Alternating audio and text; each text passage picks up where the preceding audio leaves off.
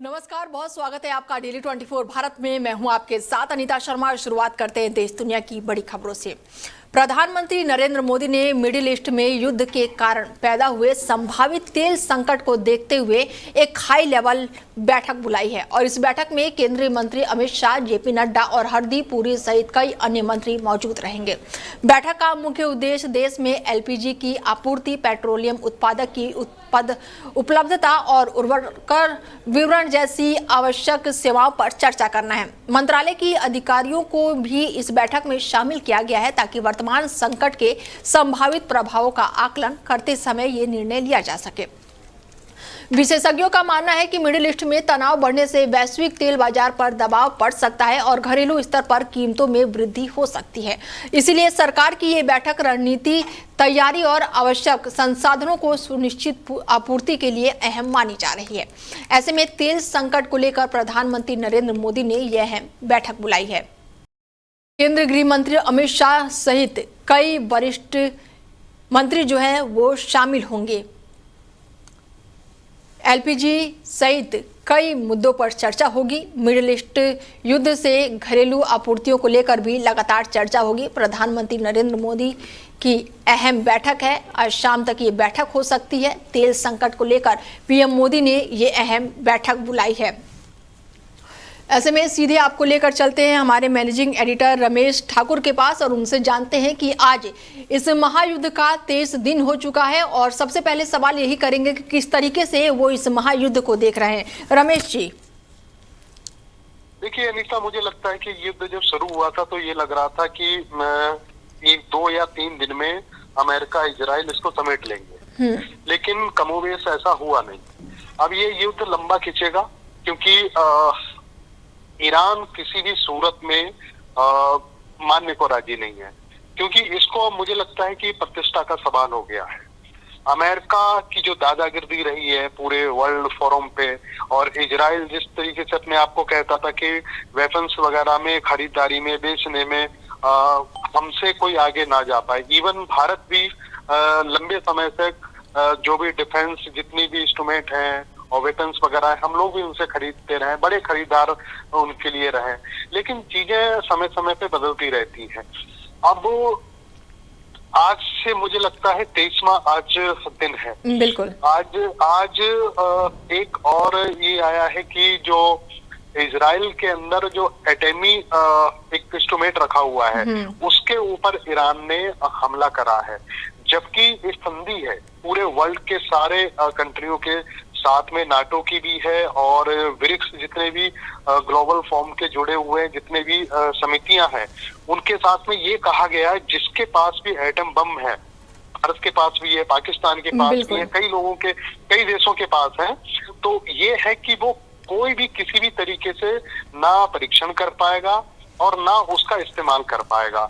आज मुझे लगता है ईरान ने उस संधि को भी तोड़ते हुए, नकारते हुए उन्होंने उस जगह पे वार करा है जो नहीं करना चाहिए।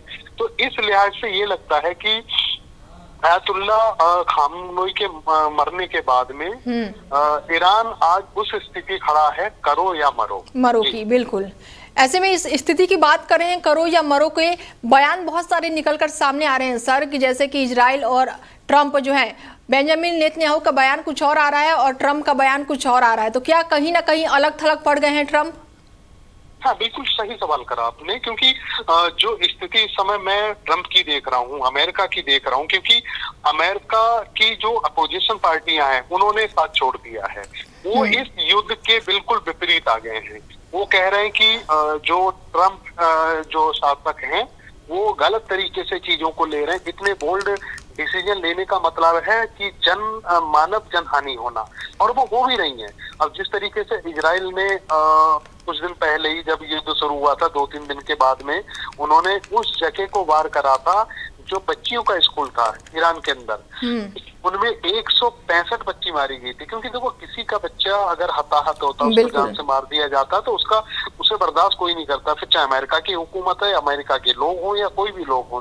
तो इस लिहाज से अमेरिका के लोग भी ट्रंप का धीरे धीरे साथ छोड़ते जा रहे हैं। साथ छोड़ने का मतलब ये है कि उनके जो फैसले हैं बड़े अटपटे फैसले हैं।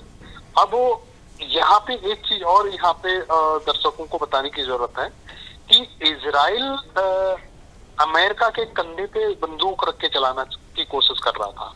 उनको लग रहा था शुरुआत में, उनकी जितनी भी खुफिया एजेंसियां थी, कितने भी, वो उन्होंने आइडेंटिफाई करके बता दिया था कि ईरान किसी भी सूरत में कमजोर नहीं है।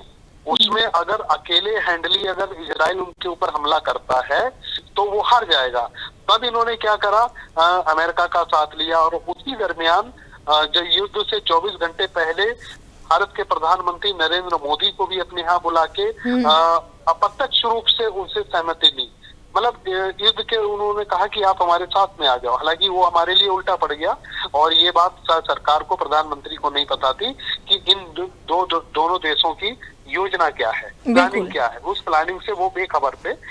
बहरहाल लब्बो-लुबाब अब यही है, जिस तरीके से युद्ध आगे चलता जा रहा है उस पे भारत सरकार से लेके खाड़ी के जितने भी 8-9 देश हैं वो सारे प्रभावित हो रहे हैं।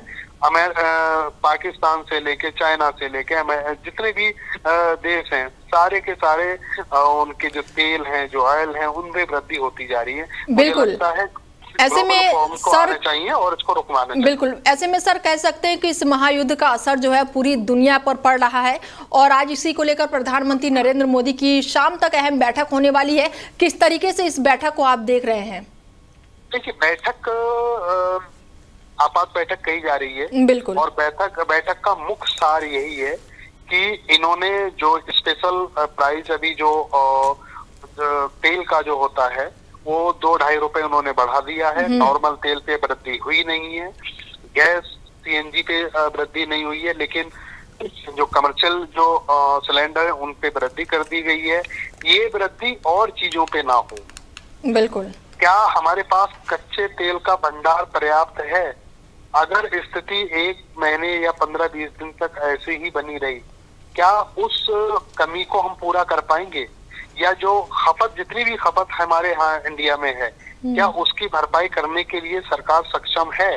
इस पे ही बैठक हो रही है। पेट्रोलियम मंत्रालय से जुड़े हुए लोग, मंत्री भी पहुंच रहे हैं, उनके एक्सपर्ट भी पहुंच रहे हैं। उनसे पूछा जाएगा यथा स्थिति क्या है।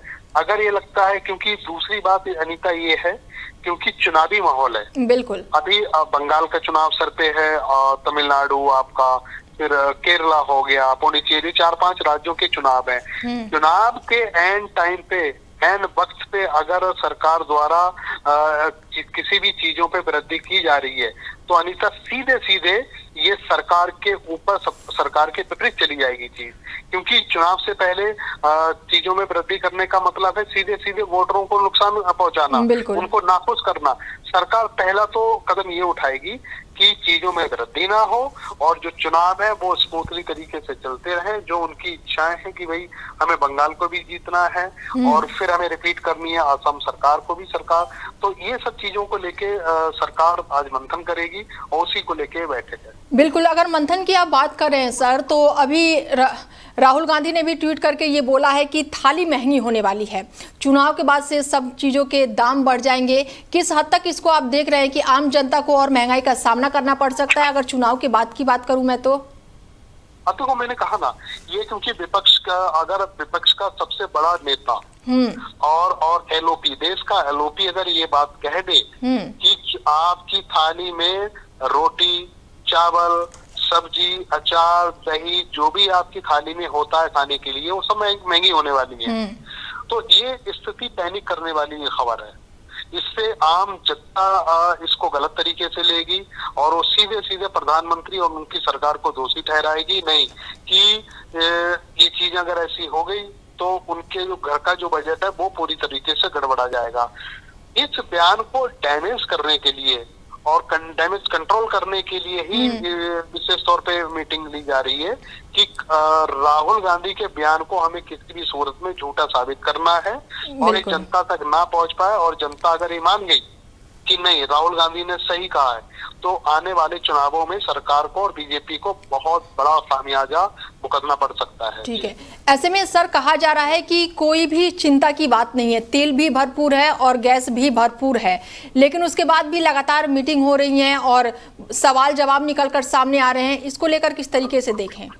देखिए अनीता, एक चीज सही से समझ लो, कोई भी सरकार कभी भी ये नहीं कहती मैं परेशान हूँ। कोई सरकार ये नहीं कहती है। मैं एक उदाहरण देता हूँ, आपके घर पे अगर 4 मेहमान आए हैं और पता चला आपके घर में उस समय राशन खत्म हो गया है, तो आप मेहमान को थोड़ी बताओगे कि मेरे घर का राशन खत्म हो गया है। आपको इंतजाम करोगे भाई। वो कहने का मतलब वही है कि अपनी परेशानी किसी को कोई बता नहीं सकता है। तो सरकार भी वही कर रही है। सरकार पहले दिन से ये कह रही है कि जो ऊर्जा संकट नहीं है, लेकिन बावजूद भी अगर आपने देखा होगा तो गैस सिलेंडरों को लेने के लिए ग्राहकों को भीड़ लगी पड़ी है, लाइनें लगी पड़ी हैं। और दूसरी बात ये कहा जा रहा है कि कच्चे ऑयल के भंडार हमारे पास भरे। ठीक है, जुड़ने के लिए बहुत शुक्रिया रमेश जी आपका।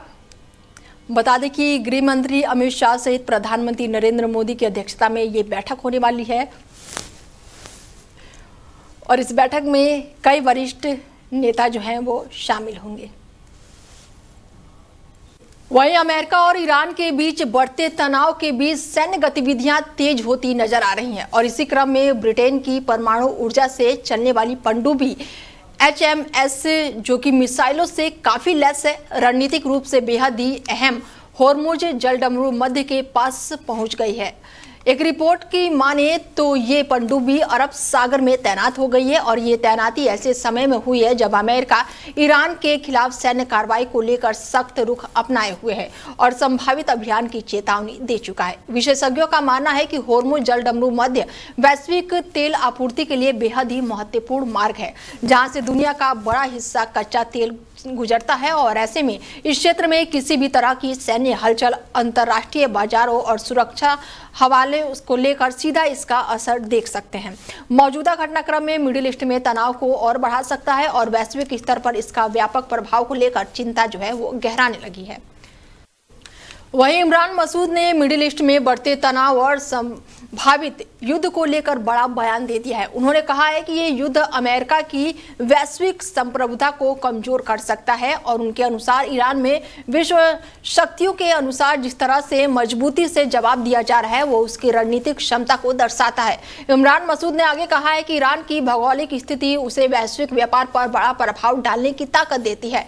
खासतौर पर वो महत्वपूर्ण समुद्री मार्गों के पास स्थित है जिससे अंतर्राष्ट्रीय व्यापार और तेल आपूर्ति प्रभावित हो सकती है। यदि इस क्षेत्र में युद्ध की स्थिति बनती है तो इसका असर पूरी दुनिया की अर्थव्यवस्था पर पड़ सकता है। उन्होंने चेतावनी दी है कि ईरान के साथ किसी भी बड़े संघर्ष के गंभीर परिणाम हो सकते हैं। विशेष रूप से कच्चे तेल की कीमतों में तेज बढ़ोतरी देखने को मिल सकती है जिसका सीधा असर आम लोगों और वैश्विक बाजारों पर पड़ेगा। वहीं यूपी के मुख्यमंत्री योगी आदित्यनाथ ने जेवर में बन रहे अंतर्राष्ट्रीय एयरपोर्ट का निरीक्षण करके तैयारियों का जायजा लिया और इस दौरान उन्होंने अधिकारियों को सभी कार्य समयबद्ध और उच्च गुणवत्ता के साथ पूरा करने के निर्देश दिए हैं और ये एयरपोर्ट प्रदेश के सबसे महत्वाकांक्षी परियोजनाओं में से एक माना जा रहा है जिससे क्षेत्र के विकास और रोजगार के नए अवसर खुलने की उम्मीद है। बताया जा रहा है कि 28 मार्च को इस भव्य परियोजना का उद्घाटन प्रधानमंत्री नरेंद्र मोदी द्वारा किया जाएगा।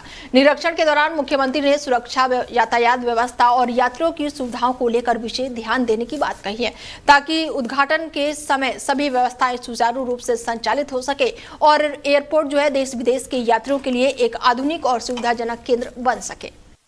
वहीं धौलपुर जिले में एक बेहद ही दर्दनाक सड़क हादसे की खबर निकलकर सामने आई है जहां पर नेशनल हाईवे 11B पर बॉर्डर के पास से ट्रक और मारुति कार के बीच आमने सामने जोरदार टक्कर हो गई और इस भीषण हादसे में एक बालक की मौत हो गई जबकि करीब 1 दर्जन लोग घायल बताए जा रहे हैं। घटना की सूचना मिलते ही पुलिस मौके पर पहुंची है और राहत कार्य शुरू कर दिया है। सभी घायलों को तत्काल ही अस्पताल में भर्ती कराया गया है। डॉक्टरों ने प्राथमिक उपचार के बाद से घायलों की गंभीर हालत को देखते हुए हायर सेंटर रेफर कर दिया है।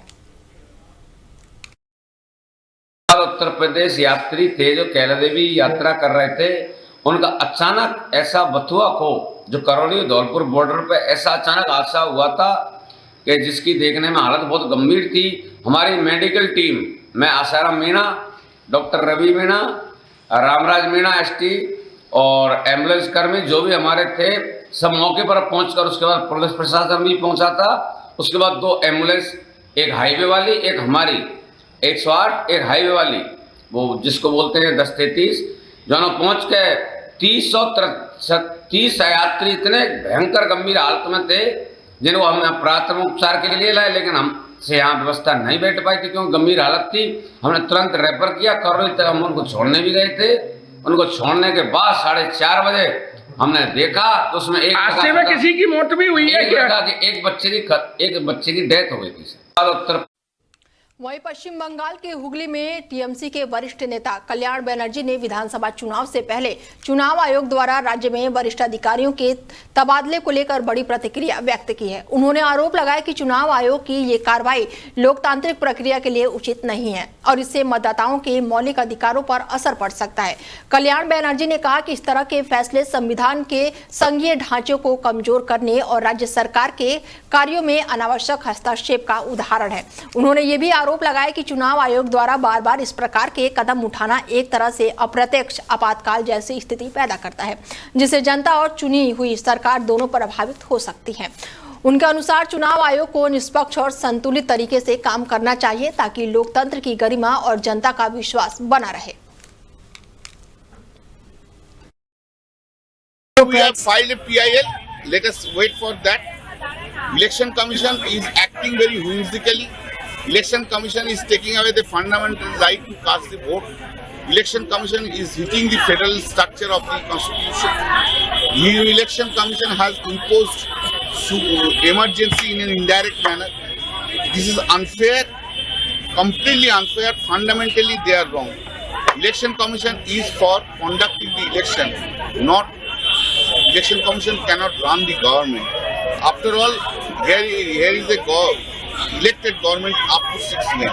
Election Commission cannot interfere in this fashion arbitrarily, whimsically, vindictively with the government's function. So we have filed a PIL. वहीं दिल्ली में आयोजित समृद्धि बिहार कलेक्शन 2026 के अवसर पर केंद्रीय मंत्री चिराग पासवान ने बिहार दिवस की बधाई देते हुए राज्य के विकास को लेकर कई महत्वपूर्ण घोषणाएं की। उन्होंने बताया कि कुछ साल पहले बिहार इंटरनेशनल ट्रेड ऑर्गेनाइजेशन यानी कि BITO को स्थापित करना उद्देश्य से ही की गई थी। देश विदेश से बसे बिहार के लोग एक मंच पर लाए जा सके ताकि वो अपने राज्य विकास में सक्रिय योगदान दे सके। उन्होंने कहा कि ये पहल उन उद्योगपतियों और पेशावरों को जोड़ने का प्रयास है जो बिहार में निवेश और विकास कार्य के लिए इच्छुक है। चिराग पासवान ने यह भी घोषणा की है कि बहुत जल्द बिहार में उनके पिता और वरिष्ठ नेता रामविलास पासवान के नाम से एक विश्व स्तरीय विश्वविद्यालय की स्थापना की जाएगी, जिसका भूमि पूजन शीघ्र ही किया जाएगा। इसके साथ ही उन्होंने हर ब्लॉक स्तर पर मल्टी स्पेशलिस्ट अस्पताल खोलने की योजना पर काम शुरू करने की जानकारी दी। उन्होंने बताया कि कॉन्क्लेव के दौरान कई क्षेत्रों से कई लेटर ऑफ इंटेंट साइन किए गए हैं, जिससे आने वाले समय में राज्य में निवेश और विकास को नई गति मिलेगी। उन्होंने भरोसा जताया कि BITO सरकार के साथ मिलकर बिहार को आर्थिक और सामाजिक रूप से मजबूत बनाने में अहम भूमिका निभाएगा। पहले मैं तमाम बिहार वासियों को बिहार दिवस की ढेर सारी बधाई, ढेर सारी शुभकामनाएं देता हूं। आज बिहार दिवस के दिन हम लोगों ने एक इनिशिएटिव BITO के नाम से कुछ साल पूर्व इसको हम लोगों ने अधिकृत तौर पे BITO की शुरुआत की थी, बिहार इंटरनेशनल ट्रेड ऑर्गेनाइजेशन करके।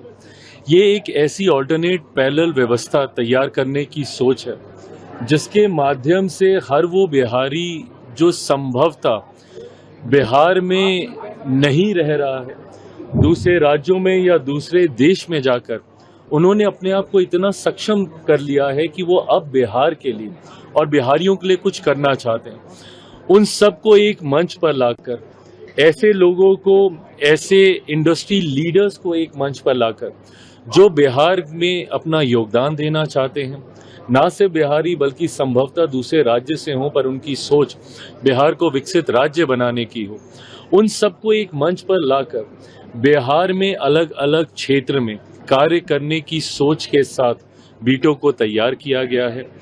मैं शिक्षा को बहुत ज़्यादा महत्व देता हूँ। BITO में हम लोग इनिशियल इनिशिएटिव्स में हम लोग यूनिवर्सिटी पे हम लोग कार्य कर रहे थे। आज जिस तरीके से उसकी घोषणा भी और आज हम लोग LOI भी साइन कर रहे हैं, उसके माध्यम से बहुत जल्द बिहार में एक ग्लोबल स्टैंडर्ड की एक यूनिवर्सिटी मेरे नेता, मेरे पिता आदरणीय रामविलास पासवान जी के नाम पर उसका जल्द ही भूमि पूजन करके निर्माण कार्य शुरू किया जाएगा और जल्द ही सत्र की भी शुरुआत की। तो वहीं दिल्ली में एक महत्वपूर्ण राजनीतिक घटनाक्रम के तहत जनता दल यूनाइटेड यानी कि जेडीयू के पूर्व नेता केसी त्यागी ने राष्ट्रीय लोक दल आरएलडी का दामन थाम लिया। उन्होंने ये सदस्यता जो है आरएलडी के राष्ट्रीय अध्यक्ष और केंद्रीय मंत्री जयंत चौधरी की मौजूदगी में ग्रहण की।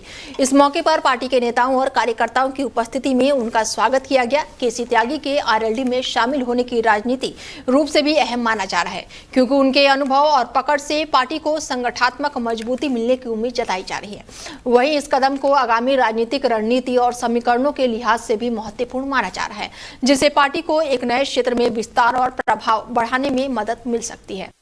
तो वहीं जासूसी से जुड़े एक बड़े मामले में गाजियाबाद से सुरक्षा एजेंसियों को महत्वपूर्ण सफलता मिली है, जहां एक युवती सहित 3 लोगों को गिरफ्तार किया गया है। शुरुआती जांच में सामने आया है कि ये लोग पाकिस्तान की खुफिया एजेंसी आईएसआई से जुड़े एक बड़े मॉड्यूल का हिस्सा थे। एजेंसियों के अनुसार ये नेटवर्क देश की संवेदनशील जानकारी को इकट्ठा कर बाहर भेजने से सक्रिय था और लंबे समय से गुप्त रूप से काम कर रहा था। गिरफ्तार आरोपियों के पास से कई महत्वपूर्ण दस्तावेज बरामद किए गए हैं, जिनकी जाँच की जा रही है और इस कार्रवाई के बाद से एजेंसी पूरे नेटवर्क की गहराई से जांच पड़ताल कर रही है। गिरफ्तार किए गए सभी आरोपियों से पुलिस लगातार पूछताछ कर रही है। वहीं पश्चिम बंगाल में एसआईआर की सप्लीमेंट्री लिस्ट को लेकर एक अहम अपडेट सामने आया है, जिसका अनुसार ये सूची कल शाम तक जारी की जाएगी। चुनावी प्रक्रिया से जुड़े इस कदम को काफी महत्वपूर्ण माना जा रहा है, क्योंकि इससे मतदाता सूची के सत्यापन और संशोधन कार्य को और अधिक पारदर्शी बनाने में मदद मिलेगी। अधिकारियों के मुताबिक सप्लीमेंट्री लिस्ट में उन नामों को शामिल किया गया है जिसमें हाल ही में सुधार, संशोधन या फिर नए पंजीकरण किए गए हैं। इस सूची के जारी होने के बाद से मतदाता अपने विवरण की जाँच कर सकेंगे और किसी भी त्रुटि की स्थिति में आवश्यक सुधार के लिए आवेदन कर पाएंगे। चुनावी तैयारियों के बीच इस प्रक्रिया को तेजी से पूरा किया जा रहा है, ताकि मतदाता जो है वो इस दौरान किसी भी प्रकार की असुविधा उन्हें ना झेलनी पड़े। वहीं कतर में एक दर्दनाक हादसा जो है वो सामने आया है, जहां एक हेलीकॉप्टर के क्रैश हो जाने से 6 लोगों की मौके पर ही मौत हो गई। ये हादसा उस समय हुआ है जब हेलीकॉप्टर अपनी नियमित उड़ान भर रहा था। तभी अचानक तकनीकी खराबी या फिर अन्य कारणों से नियंत्रण खो बैठा और दुर्घटनाग्रस्त हो गया। दुर्घटना के बाद से मौके पर अफरा तफरी मच गई और तुरंत ही बचाव और राहत टीम मौके पर भेजी गई। हालांकि हादसा इतना भीषण था कि उसमें सवार सभी 6 लोगों की जान नहीं बचाई जा सकी। स्थानीय प्रशासन और संबंधित एजेंसियां दुर्घटनाओं के कारणों की जांच में जुटी हुई है, ताकि ये पता लगाया जा सके कि हादसा तकनीकी खामी, मानवीय भूल या फिर किसी अन्य वजह से हुई है। इस दुखद घटना के बाद से इस क्षेत्र में शोक का माहौल है और मृतकों के परिजनों के प्रति संवेदनाएं व्यक्त की जा रही है। फिलहाल खबरों में मेरे साथ इतना ही। दीजिए इजाजत, नमस्कार।